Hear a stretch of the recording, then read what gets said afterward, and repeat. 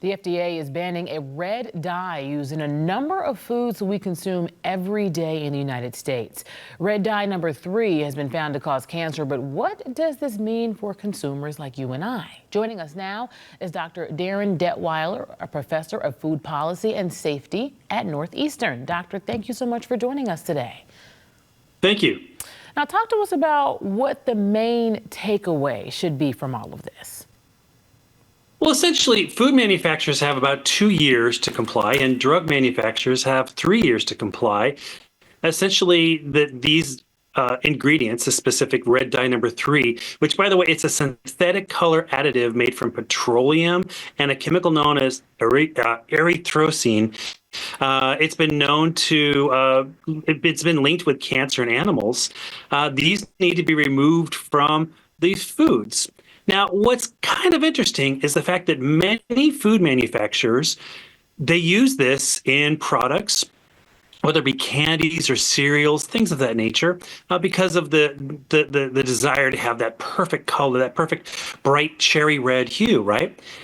Anyway, these same food manufacturers, when they sell the same exact products in Canada and Europe and other parts of the world, they don't use these additives because they're already banned throughout Europe. Literally, red dye number 3 has been banned for almost 3 decades, maybe even longer in Europe. So this move by the FDA basically is bringing this kind of regulation up to being consistent with the rest of the world, or at least in Europe.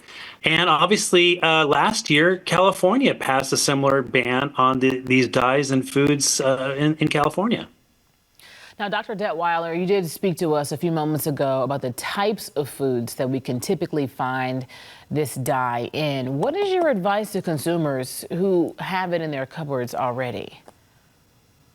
Well, for about 2 more years, you're going to see foods manufactured with this. I think it's very important for consumers to always be aware of what are the different ingredients, especially chemicals, if you don't know what it is, to look for alternatives. There are so many sources of nearly the same product that don't have these chemicals in them. I think one of the things that I've observed over the past 3 decades is that consumers have become far more aware of these ingredients. They're asking more questions. When you and I were kids, the only question we probably asked about our cereal was what was the toy inside the box.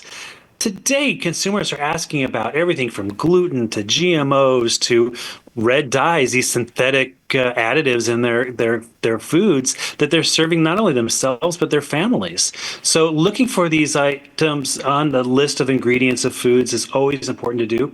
I think that what we'll see is over time, we're going to see companies start to kind of rebrand and look at the coloring and look at the additives and communicate what are they using to make these colorings, because they're going to have to be complying within 2 years.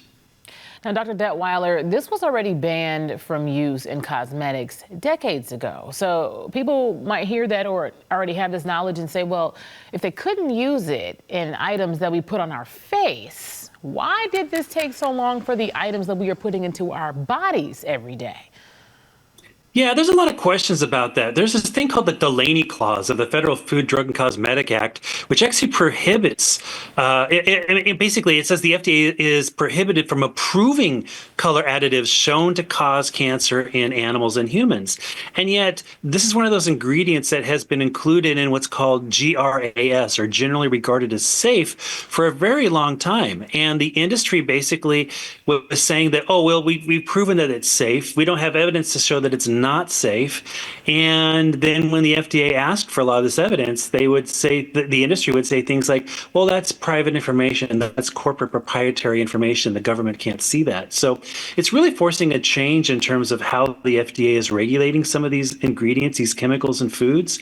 And I think that we may see some more things. One of the things I'm concerned about is we don't want red dye number 3 to be replaced by red dye number 2.9.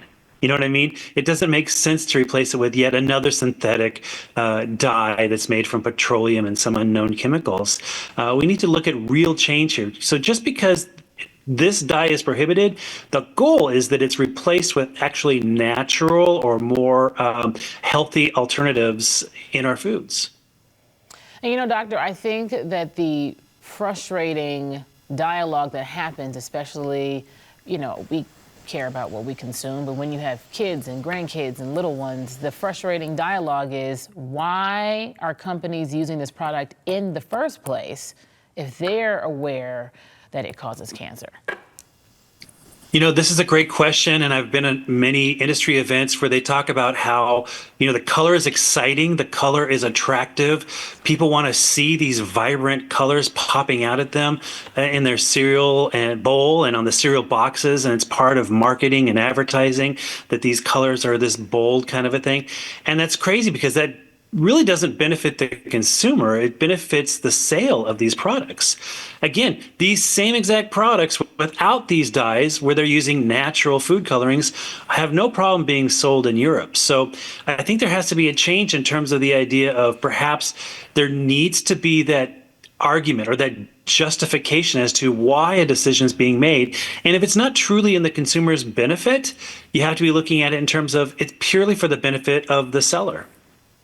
And now I just want to make sure I circle back around to this because you did mention this earlier in the start of our conversation, but just so that our viewers know for sure, talk about how long it's going to take to get this dye off of the market.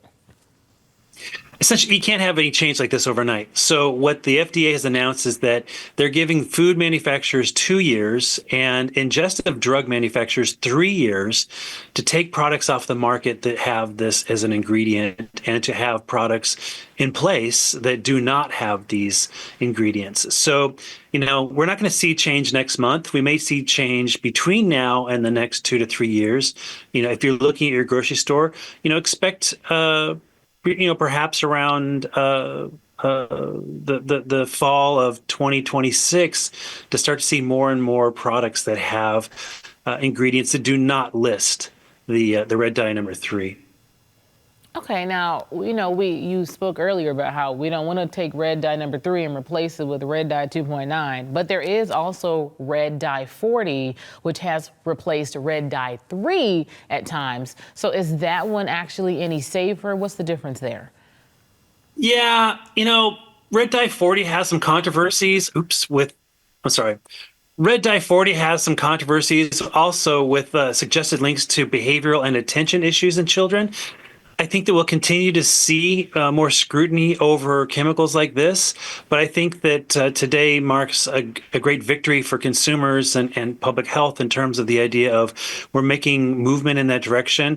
There will likely be other chemicals that are brought up in terms of being banned and that may be banned in the future, but this has been one that's it has been on the radar for a very long time. Before we let you go, we want to just make sure, is there anything that you think is important for consumers to know that we didn't ask you specifically? Anything that can help kind of give them clarity and put them at ease? Because anytime that you've got changes coming from the FDA, there's always a lot of questions, maybe a little bit of uneasiness, especially when it comes to food. Anything else you can equip us with that I didn't ask you?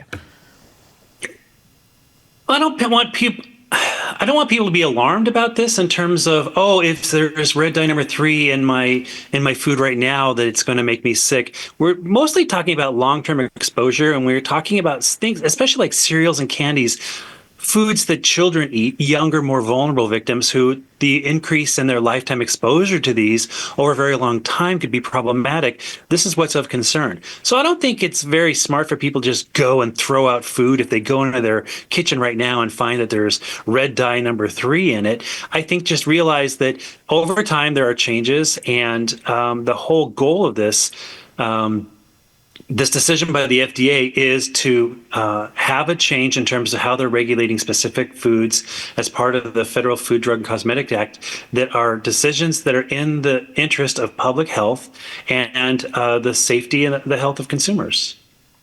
Dr. Darin Detwiler from Northeastern University, thank you so much for taking the time today to give us the facts and the clarity that a lot of us will be looking for following this announcement. We really do appreciate your time. Thank you very much. Thank you.